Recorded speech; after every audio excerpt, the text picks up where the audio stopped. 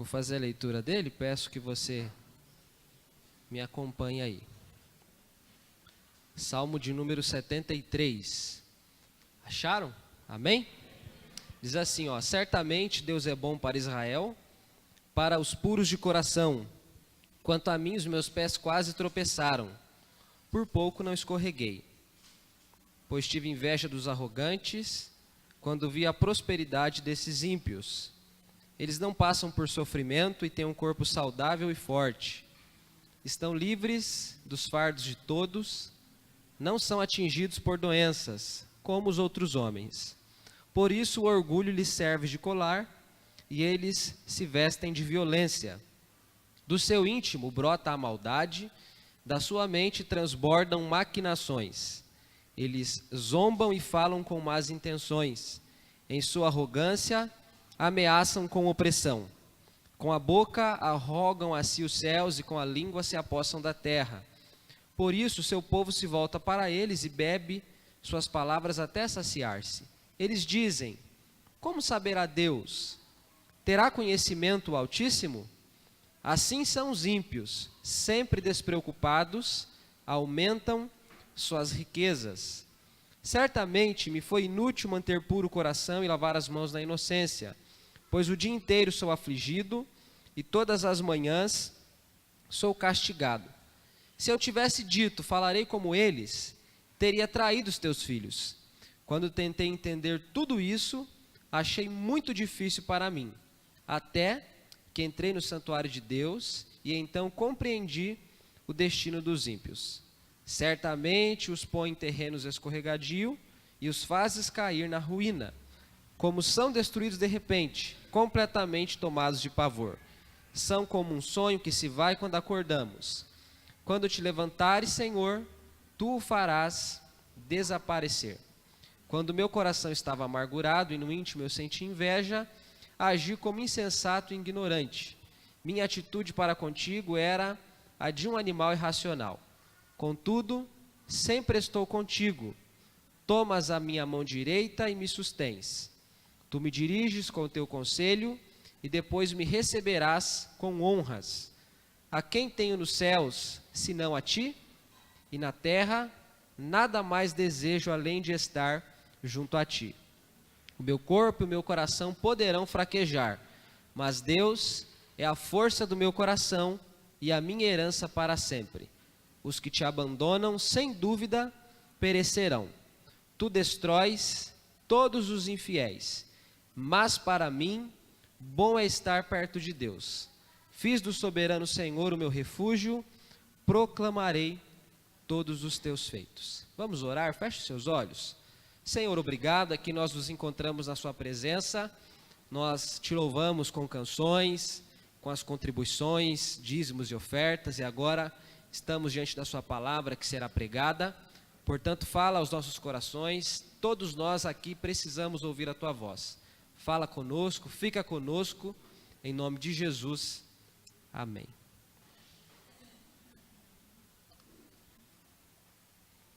Irmãos, esse salmo provavelmente é um salmo de Asaf. Asaf era um homem que descendia de Levi. Levi era um dos filhos de Jacó, especialmente o terceiro filho de Jacó, uma das 12 tribos de Israel. E Asaf é levita. Eu gostaria que você permanecesse com a sua Bíblia aberta aí no Salmo 73, mas que você voltasse lá para o livro de Crônicas, 1 Crônicas, capítulo 15, para você ver algumas informações a respeito de Asaf. 1 Crônicas, capítulo 15, umas poucas páginas aí para trás. Olha o que o texto diz.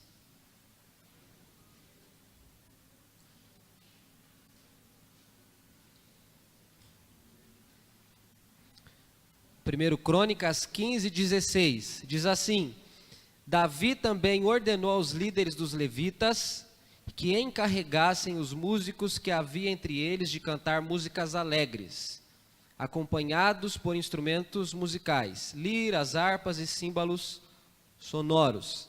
Assim os levitas escolheram Emã, filho de Joel, e Asaf, um parente dele. Agora o capítulo 16, versículo 4. Davi nomeou alguns dos levitas para ministrarem diante da arca do Senhor, fazendo petições, dando graças e louvando o Senhor, o Deus de Israel. Desses, Asaf era o chefe. Zacarias vinha em seguida, e depois Jeiel, Semiramote, Jeiel, Matitias, Eliabe, Benaia, Obed-edom e Jeiel. Então tem outros textos aqui no Antigo Testamento, especialmente em Crônicas, que fazem poucas menções a respeito de Asaf. Esse homem então era um levita, separado para a adoração ali no santuário, onde ficava a Arca da Aliança, no período do reinado de Davi, antes do templo ser construído, logicamente, porque o templo só é construído no reinado de Salomão. Esse é o Salmo 73, o salmo escrito por esse homem. O salmo que antecede o Salmo 73 é o Salmo 72. O Salmo 72, de forma bem sintética, fala do caráter justo de Deus, que julga com justiça, socorrendo quem sofre opressão e se compadecendo dos fracos. É o último salmo do segundo livro de Salmos, porque o livro de Salmos é dividido em cinco livros. O Salmo 72, então, fala do caráter justo de Deus, que se compadece dos fracos, dos oprimidos, enfim. O Salmo 73, que é o salmo que nós lemos, ele fala de algumas dúvidas que habitavam o coração do salmista. E essas dúvidas também tinham relação com o tema da justiça. Ele faz algumas colocações, algumas coisas que expressavam seus pensamentos e seus sentimentos. O salmo posterior, o Salmo 74, expressa um clamor nacional feito a Deus, em que o salmista pede que Deus socorra e livre a nação de Israel. Então, se a gente pegar os 3 salmos, nós vamos perceber que eles têm coisas em comum. O 72 fala do caráter justo de Deus. No 73, o salmista parece não entender que Deus é justo. E no 74, por ser justo, por entender que Deus é justo, o salmista suplica a misericórdia de Deus para que Deus possa intervir na nação de Israel. Eu quero ver com vocês aqui algumas coisas a respeito desse salmo. E veio à minha mente a seguinte frase: Asaf, um homem duvidoso, porém confiante. Se você prestou bem atenção no que eu falei, você deve ter achado isso incoerente, né? Asaf é um homem duvidoso, porém confiante. Talvez você me pergunte: pastor, tem que ser 8 ou 80, né? Ou é uma coisa ou é outra. Não dá para ser as duas. Será que não dá para ser as duas mesmo? Será que a gente só pode ser duvidoso ou confiante? Será que nós não podemos duvidar e confiar? Fique com essa pergunta, né? Pense nela um pouquinho. Esse texto então mostra primeiramente uma declaração. O salmista faz uma declaração que está expressa no versículo 1. Ele diz assim, ó: certamente Deus é bom para Israel, para os puros de coração. Ele começa esse salmo declarando alguma coisa. Ele declara que Deus é bom. Ele fala sobre o caráter de Deus. A bondade é um dos atributos de Deus. Deus é amor, é paz, é justiça. Deus é Senhor, Deus é soberano, Deus é imutável. Dentre tantas coisas que a Bíblia diz que Deus é, uma delas expressa que Deus é bom. E o fato da Bíblia dizer que Deus é bom é dizer que Deus é o parâmetro para toda manifestação de bondade. Ele é a bondade, Ele é bom, a bondade habita o ser de Deus. E o salmista entende isso, ele está dizendo que ele tem convicção, e ele declara então essa convicção de que Deus é bom. Bom para quem? Para Israel. Quem é Israel? Israel é o povo de Deus. Quem é Deus? Deus é o Senhor de Israel. Ele está dizendo que Deus é bom para Israel, e depois ele explica isso de outra forma. Ele diz que Deus é bom para os puros de coração.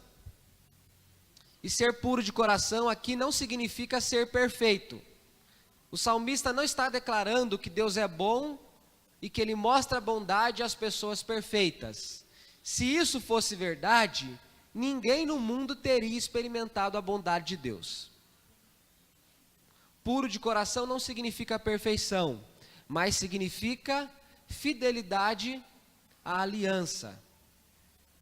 Dentro da compreensão do judeu, especialmente nesse período aqui no Antigo Testamento, ser puro de coração significa andar dentro daquilo que Deus havia estabelecido. Aquilo que Deus diz para Moisés, lá em Êxodo, aquilo que Moisés diz para o povo, que está registrado em Deuteronômio, aquela aliança, aquele pacto, aquele compromisso que Deus fez com Israel e pediu que Israel também fizesse com ele. Quem respeita aquele compromisso, quem guarda aquele compromisso é chamado de puro de coração. Então essa pureza não tem a ver com perfeição, mas com fidelidade. A pergunta que a gente deve se fazer quando lê uma declaração como essa, irmãos, dentre tantas possíveis, uma delas é: o que eu tenho para dizer a respeito de Deus? O que eu tenho para declarar acerca de Deus?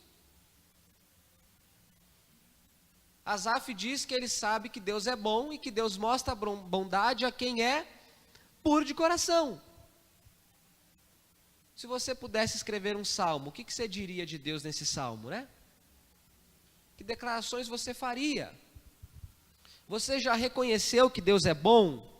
Você já se deu conta de que Deus dirige e manifesta a bondade às pessoas que permanecem fiéis a Ele? Essa é uma primeira coisa, e a partir disso é que o salmista constrói tudo aquilo que ele vai dizer na sequência. Depois ele fala de coisas que pensava e sentia. Primeiro ele faz uma declaração, e na declaração ele afirma que Deus é bom. Depois ele fala do que sente e do que pensa. Isso começa a aparecer lá no versículo 2. Acompanhe comigo aí o que diz o versículo 2. Ele diz assim, ó: quanto a mim, os meus pés quase tropeçaram. Aí ele fala, até no versículo 26. Parece que ele está falando de um mesmo assunto. Então, os versículos 2 a 26 expressam pensamentos e sentimentos do salmista, que estão distribuídos em duas coisas principais. Primeiro, ele fala de algumas incompreensões e dúvidas que ele tinha. É isso mesmo, o salmista fala das coisas que ele não entendia.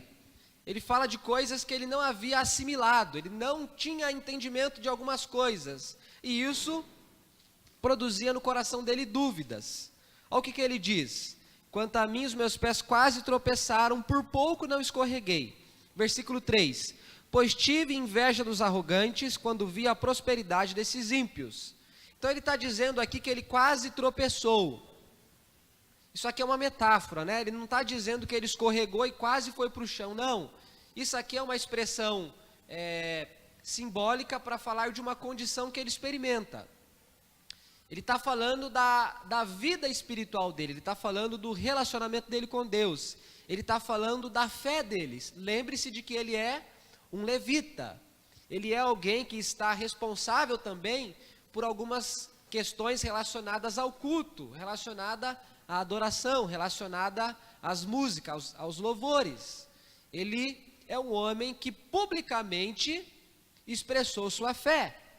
A comunidade de Israel conhece quem é Asaf, a comunidade de Israel sabe que Asaf serve a Deus. Então ele está dizendo aqui que ele quase escorrega no quê? Em se afastar de Deus, em deixar a fé.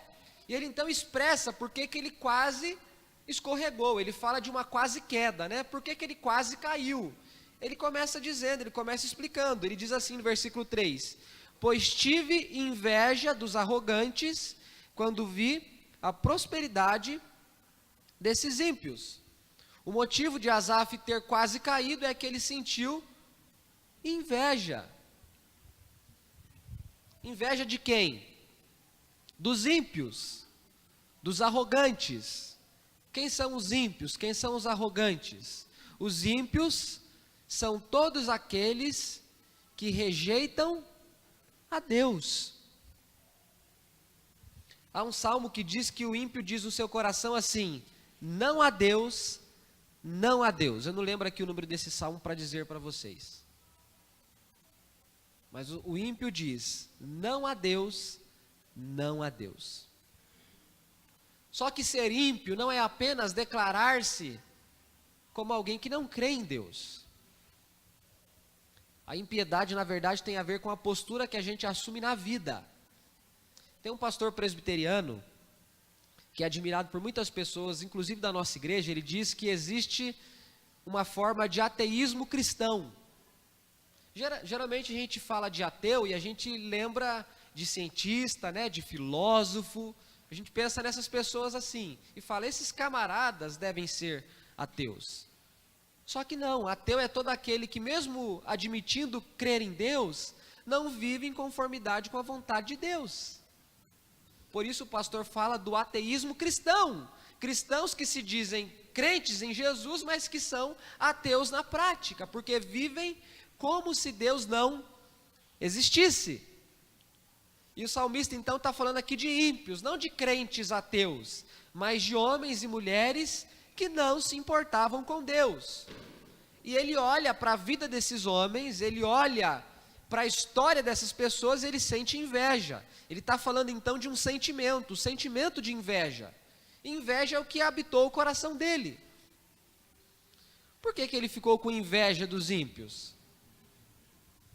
As pessoas, quando sentem inveja, devem sentir inveja por algum motivo, não é?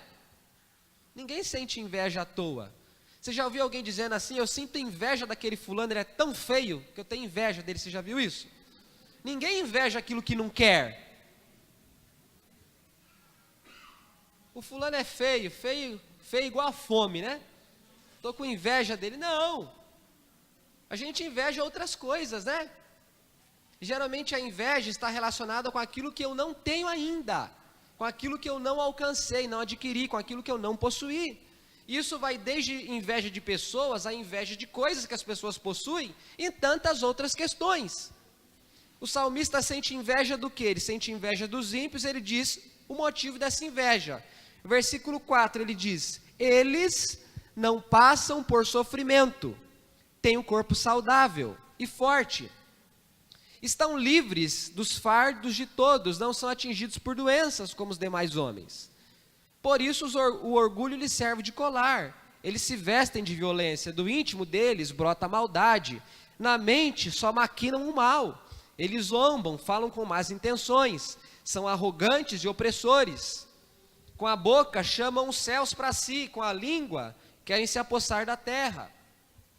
Eles insultam a Deus e perguntam, Deus sabe de alguma coisa? Deus conhece alguma coisa? Então o salmista está dizendo que ele sente inveja dos ímpios, porque os ímpios, na perspectiva dele, não passavam por sofrimento.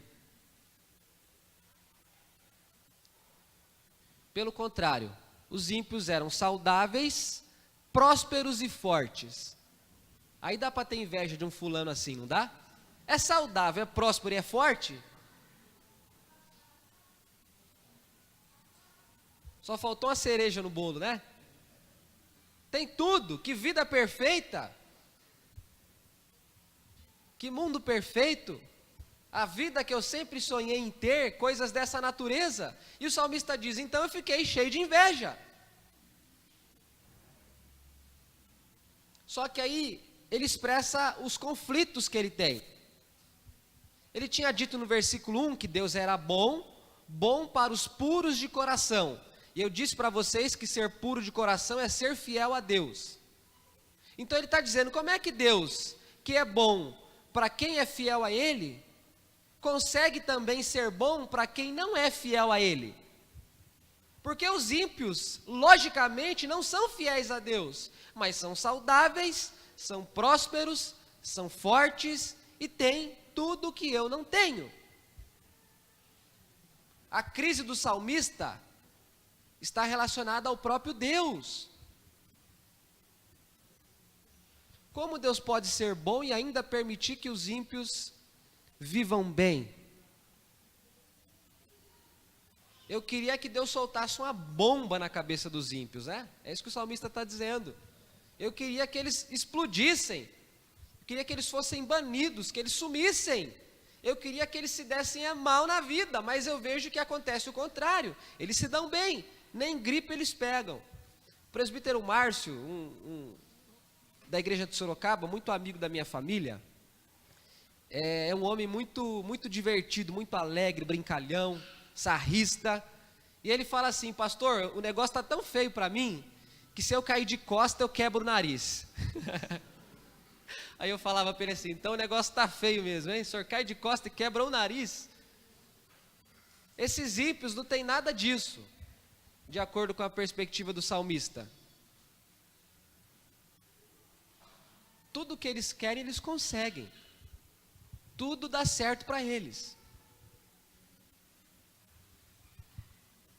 É o tipo de pessoa que faz a questão errada, mas na hora de marcar no gabarito, marca na questão certa, sabe? A resposta certa, mais ou menos assim. O cara faz tudo errado e dá certo no final. Essa é a crise do salmista.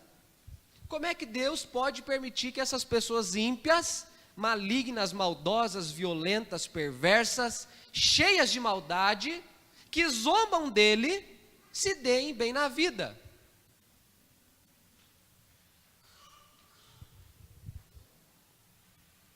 Depois que ele pensa essas coisas e sente a inveja que sentiu, a que conclusões o salmista chegou, irmãos? Ele está dizendo aqui: esse povo, tudo dá certo para eles. Não ficam doentes, são ricos, prosperam. Quais foram as conclusões a que ele chegou? Versículo 12, é a primeira conclusão do salmista. Olha o que ele diz no versículo 12.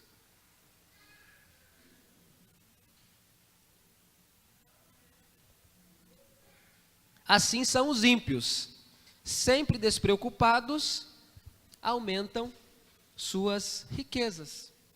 Essa é a primeira conclusão dele. O camarada é todo largado, faz tudo errado, né, de acordo com a visão dele, mas dá tudo certo para ele no final. Essa é a primeira conclusão. A segunda conclusão tem a ver com ele, versículo 13. Certamente me foi inútil manter puro o coração e lavar as mãos na inocência, pois o dia inteiro sou afligido e todas as manhãs sou castigado. A segunda conclusão que ele chega é que ele perdeu tempo de viver fielmente em relação a Deus. Ele está dizendo assim: eu joguei fora a minha vida. De que me serviu ter um coração puro?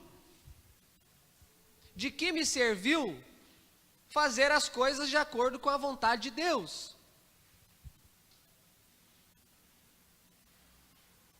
Porque ele está dizendo assim: apesar de eu viver de forma diferente dos ímpios, apesar de eu ter o coração puro, eu sou cercado por aflições. Olha o que ele diz aqui no versículo 14: o dia inteiro sou afligido e todas as manhãs sou castigado. E depois ele diz assim: tentar entender tudo isso foi a coisa mais difícil. Tentar entender tudo isso o quê? Como é que Deus pode permitir que pessoas más sejam abençoadas e permitir que pessoas boas vivam afligidas?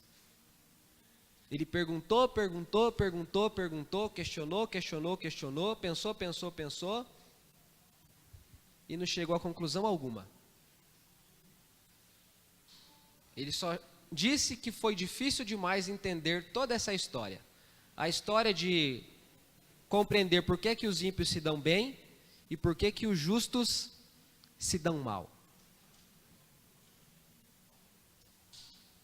Essa é a primeira parte dos questionamentos do salmista, né? Ele é um homem inquieto, ele é um homem cheio de dúvidas. Depois, ele é um homem que adquire compreensão e algumas respostas.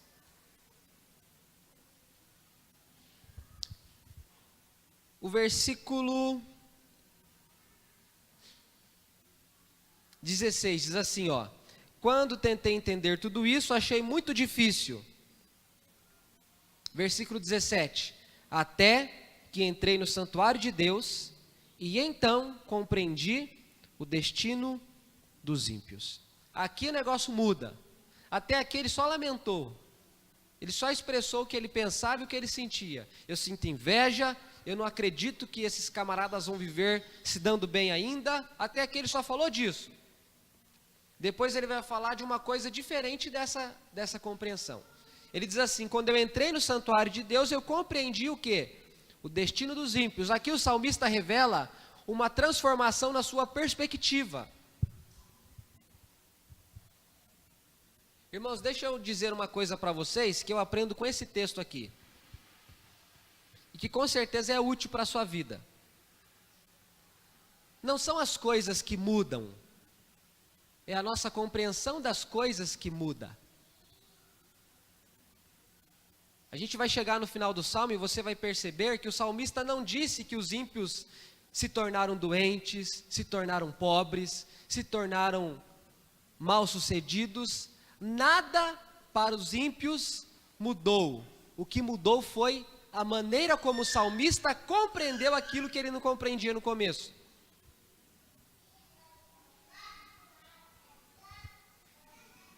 Talvez você sofra tanto porque você espera muito que as coisas mudem, ao invés de mudar a maneira de pensar, a maneira de compreender, a maneira de olhar para as coisas. Muitos de nós vivemos como se fôssemos Deus. Muitos de vocês se acham todo-poderoso, se acham fortes, se acham capazes de tudo.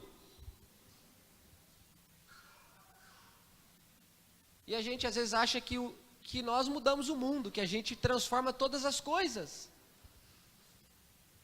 E eu pergunto para você, o que resta depois de ter pensado assim de qualquer coisa? O que resta? O que sobra? O que fica?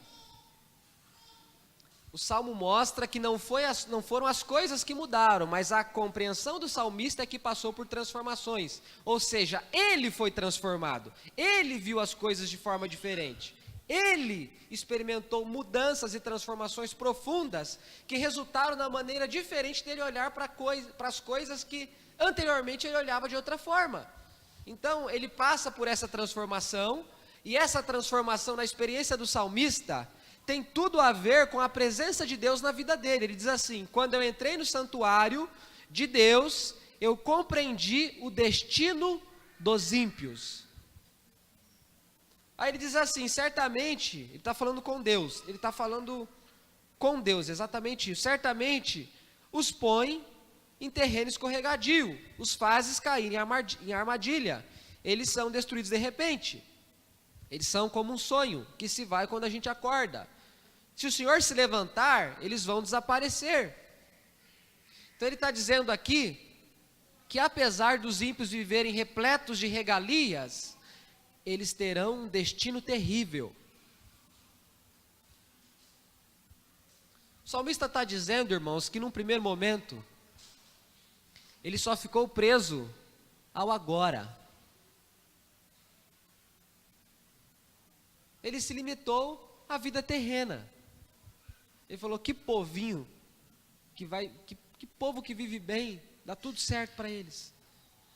Só que ele se esqueceu de que aquelas pessoas que viviam bem eram ímpias, e que de acordo com a Escritura, e que já havia sido revelado no tempo do salmista, os ímpios vão perecer. Ele teve uma compreensão pequena, mas isso foi transformado, isso foi modificado. E depois que ele entra no santuário de Deus, algumas coisas ficaram mais claras para ele. O santuário, ele está falando aqui do culto mesmo, ele está falando da adoração pública. Ele era um levita, ele estava o tempo todo envolvido com a liturgia, com os rituais, com as coisas do culto coletivo, do culto público em Israel. A gente leu aqui um texto de Crônicas de que ele havia sido encarregado das músicas, dos instrumentos, dos louvores, enfim. Dentre tantas funções que o levita exercia, algumas delas tinham a ver com o culto, com a adoração pública. Tinham outras tantas, mas uma delas era isso. Ele diz: quando eu entrei no santuário de Deus, eu comecei a ver que o destino dos ímpios seria um destino terrível. Então ele considera que eles vão perecer, ele considera que eles serão abatidos repentinamente. Então a maneira do salmista compreender foi modificada. Aqui o texto mostra, irmãos, que a forma como a gente pensa está relacionada à forma como a gente sente. E vice-versa. A forma como a gente sente tem impacto na forma como a gente compreende as coisas. Porque ele achava que os ímpios estavam vivendo bem, ele sentia inveja. Mas depois que ele entendeu que o destino dos ímpios seria terrível, ele já não diz mais que sente inveja, ele já está transformado, ele já viveu de forma diferente. Uma das coisas que ele experimenta no coração dele é que Deus não o abandonou no momento da sua angústia. Ao contrário disso, Deus o sustentou em todo o tempo, livrando-o de cair. Olha o que diz o versículo 21. Quando meu coração estava amargurado e no íntimo eu senti inveja, agi como insensato e ignorante. Minha atitude para contigo, ele está falando com Deus, era de um animal irracional.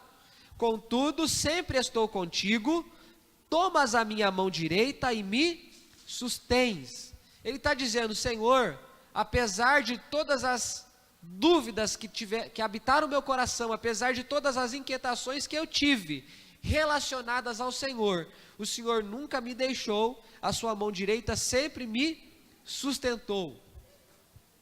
E aí a gente entende por que ele disse que quase caiu. E por que não caiu? Por que ele quase caiu? Porque ele sentiu inveja e ficou olhando para a vida dos ímpios. Por que ele quase não caiu?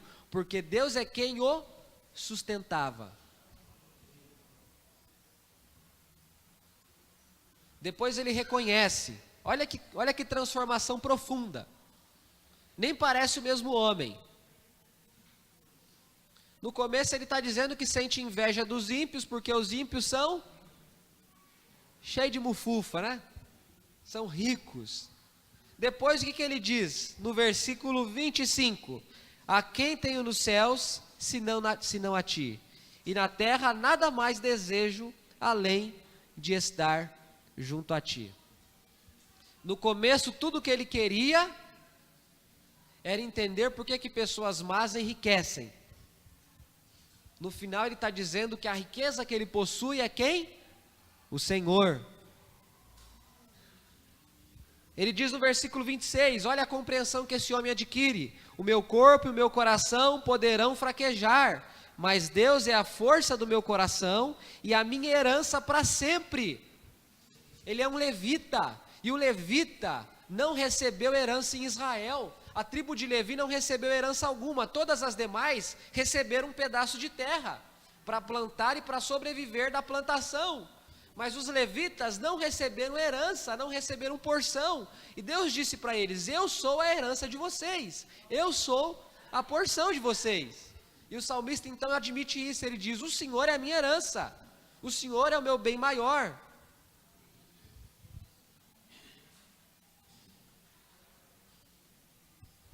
E por fim ele expressa algumas convicções, que aparecem no versículo 27 e no versículo 28. Ele diz assim, os que te abandonam, sem dúvida, perecerão. Ele está falando de quem? Dos ímpios. Depois ele diz, o Senhor destrói todos os que são infiéis. Ele está falando de quem? Dos ímpios, porque puro de coração é quem é fiel. Aí ele faz uma última conclusão. Mas para mim, bom é estar perto de Deus. Fiz do soberano Senhor o meu refúgio, proclamarei todos os teus feitos. Ele disse que foi uma experiência maravilhosa ficar perto de Deus. Ele disse que foi uma experiência inigualável. Fazer de Deus a sua morada, fazer de Deus o seu refúgio. E ele termina dizendo, eu vou proclamar os feitos do Senhor. Amém? Primeiro o salmista faz uma declaração. Deus é bom para os puros de coração. Depois o salmista fala dos seus pensamentos e dos seus sentimentos. Ele pensa que é muito injusto ver os ímpios prosperando. E o que ele sente? Inveja. Depois ele fala das suas convicções. Ele tem convicção de que o ímpio vai perecer. Ele tem convicção de que estar perto de Deus é a melhor coisa que ele pode fazer da vida dele. Porque Deus é Senhor, Deus é soberano, porque Deus é refúgio. Para finalizar, o que você pode declarar a respeito de Deus?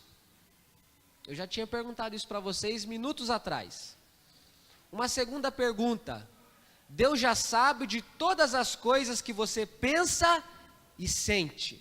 Diga assim comigo: Deus já sabe de todas as coisas que eu penso e sinto. Agora que vocês falaram isso, vem a segunda parte. Você se sente à vontade para dizer para Deus o que é que você pensa e sente a respeito dele? Porque ele sabe. E apesar de saber, nos ordena para contar para ele tudo que nós pensamos e sentimos.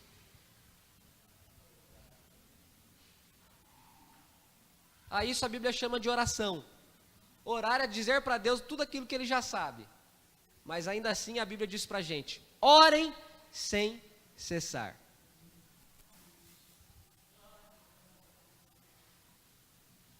Que convicções habitam o seu coração? Quais são suas certezas? O salmista tinha certeza de que o ímpio iria perecer.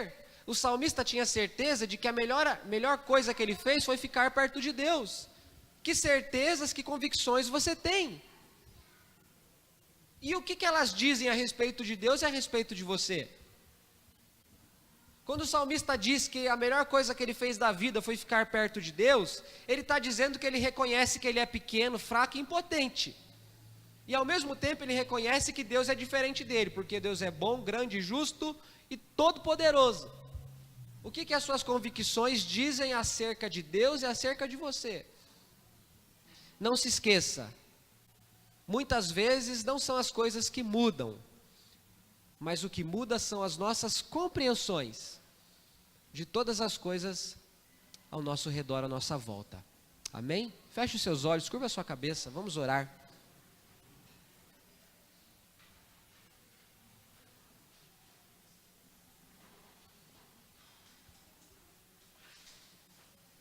Fale com Deus. Talvez você está bem parecido com Asaf.